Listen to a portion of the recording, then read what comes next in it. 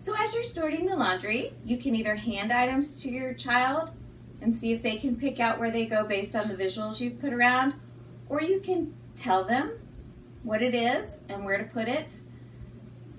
You can use gestures like pointing to the correct place, or you can try to just give them verbal cues. What you want to think about is, as we're building skills, we want to fade our prompts. So eventually our student can be independent to sort their clothes without their visual reminders and without anybody helping them. So here we go. Here's some colors, so I'm going to put them in the color pile. And we're just going to go through our clothes and decide, are they colors, towels, jeans, or whites? I've got a wash rag here. That's a towel. I'll put it over there in the towel pile. And we're going to keep putting our colors in the color pile. Oh, look. These are jeans. They go in the jean pile.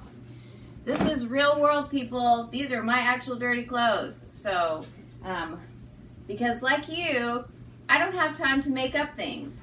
But I can incorporate my children and my family into what I have to do every week and every day. And we can have fun. We can talk about it. We can engage. And we can learn.